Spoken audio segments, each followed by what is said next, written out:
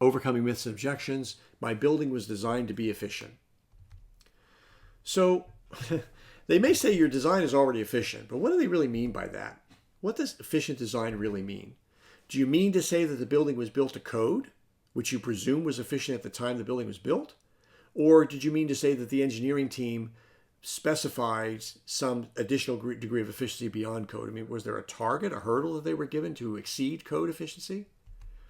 And if the engineering team specified a higher level of efficiency, were they designed to exceed code by a certain percentage, or perhaps to meet a particularly higher benchmark?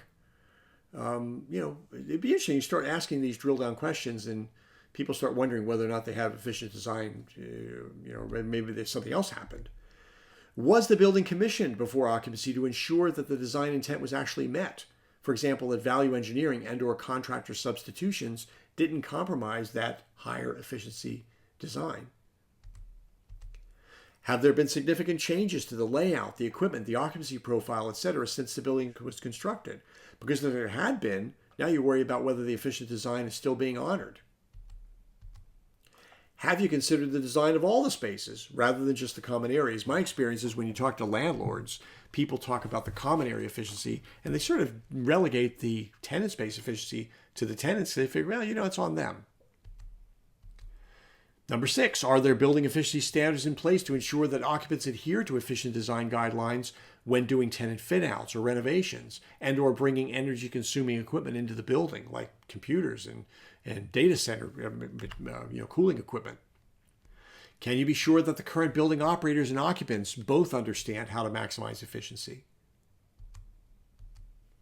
Has the building been recommissioned or retroactively commissioned, if it was never commissioned in the first place, recently, to ensure that the design intent is still being satisfied given the current occupancy profile? For those of you who aren't familiar with recommissioning or retroactive commissioning or even commissioning in general, when a building is built, they should have someone who's talented and understands all the mechanical and electrical and plumbing systems, really understand whether or not the building is being built based, in keeping with the design intent of efficiency.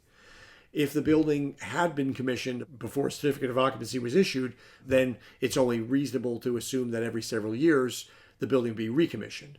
All too many buildings in the society have never been commissioned, and therefore they talk about being retroactively commissioned. So the progression would be if the building is commissioned, it gets recommissioned.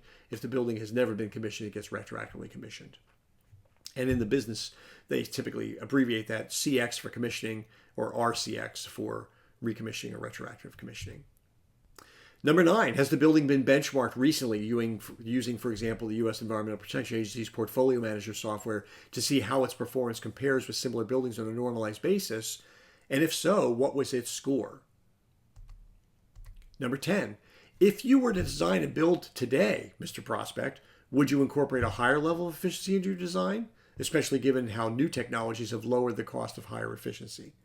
I think if you ask these 10 questions, you can effectively slay what is ultimately a misnomer in most cases. When a person says, my building's already efficient, chances are it probably isn't.